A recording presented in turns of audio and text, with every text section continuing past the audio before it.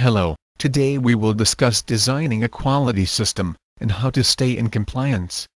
The current Good Manufacturing Practices Requirements, GMP, are established by the Quality System Regulations under the Food, Drug and Cosmetic Act.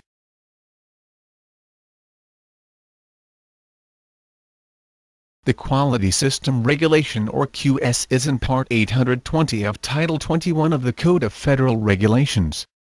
This regulation covers quality management and organization, device design, buildings, equipment, purchase and handling of components, production and process controls, packaging and labeling control, device evaluation, distribution, installation, complaint handling, servicing, and records. It sets forth the essential elements of the quality system, without prescribing specific ways to establish these elements.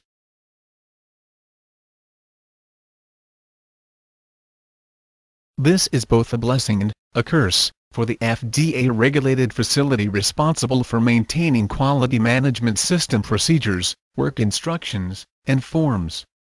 Establishing and maintaining a compliant QS is complicated by the regulations, requiring each manufacturer to establish and maintain a quality system that is appropriate for the specific device's design.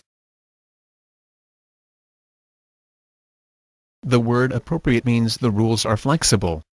This flexibility was designed to limit the regulatory burden, but in doing so it made the job of designing, installing, and maintaining a system more complex.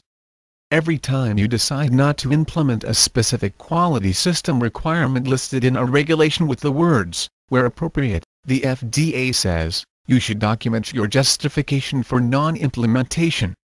They expect your justification to explain how not implementing the requirement is not likely to result in the product not meeting specifications, or cause you not to carry out corrective actions that would have been done if the rule was implemented.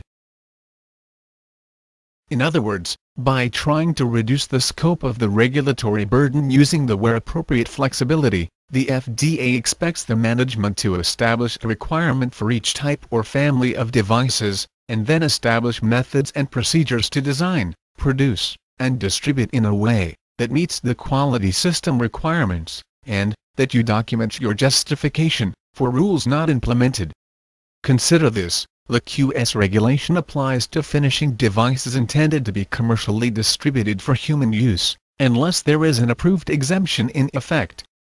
GMP exemptions are codified in the Classification Regulations 21 CFR 862-892. Most Class 1 devices are exempt from design controls, but many are not exempt from GMP. Only the Class 1 devices with an asterisk are also exempted from the GMP regulation, except for general requirements concerning records, as defined in 21 CFR 820. 180 and complaint files as defined in 820.198, as long as the device is not labeled or otherwise represented as sterile. This means a quality system is required for all classes of devices. Maintaining a compliant QS is hard to do. FDA inspections are becoming more frequent. The consequences of being found not in compliance can be costly. The cost of a compliance audit is low. Bottom line: if you have not had a regulatory professional do a FDA compliance audit on your quality system in the last 3 years, you should schedule one now. Thank you for listening.